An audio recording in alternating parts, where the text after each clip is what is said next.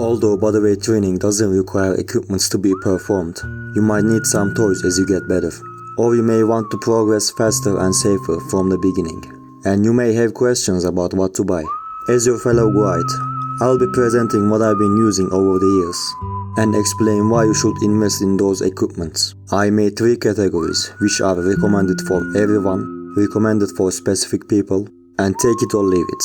Things that have alternatives. Starting with take it or leave it, we have mats. I bought this mat because I had no clean place to train when I was staying in public housing, and after I came back home, never unfolded it. Take it or leave it, not necessary.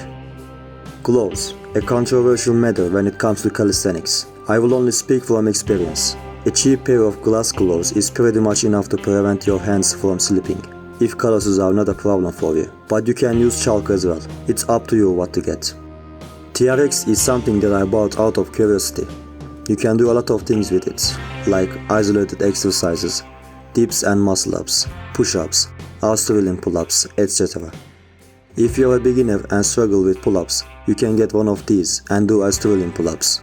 Gradually make it harder for one good pull-up. But a gymnastic ring will do the same thing.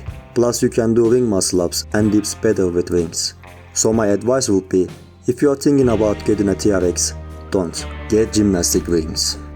Hand clippers. Since my most watched video is about whether you should get this guy or not, I'll just leave the link in the descriptions. But shortly, it has alternatives. Next, we have recommended for specific people, ankle weights. I mostly used them when I was running.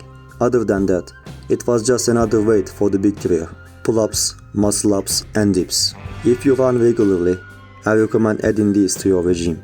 But if you want them for the big trio, getting a dip belt is way better in the long run. Speaking of dip belt, it is the newest tool in my arsenal.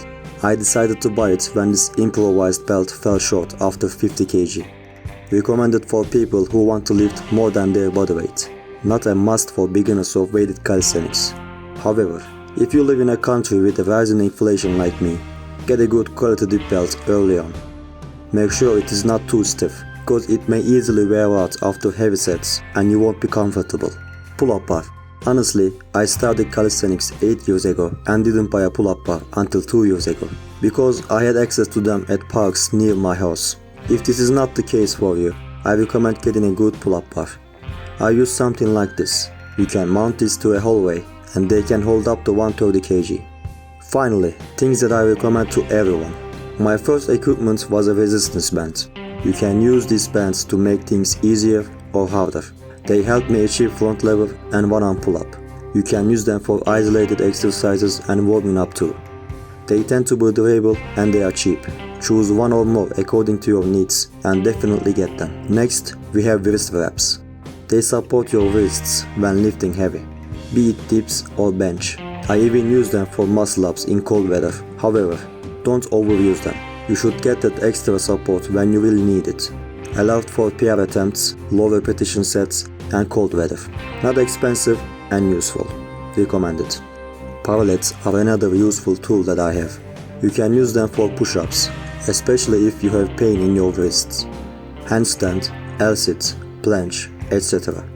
There is a wide range of options. You can even have them made customized for yourself. If you will use them for handstands, and if you're a beginner, don't buy high pellets, cause you'll be falling a lot. Choose according to your needs and get them. Foam rollers are used to speed up the recovery progress.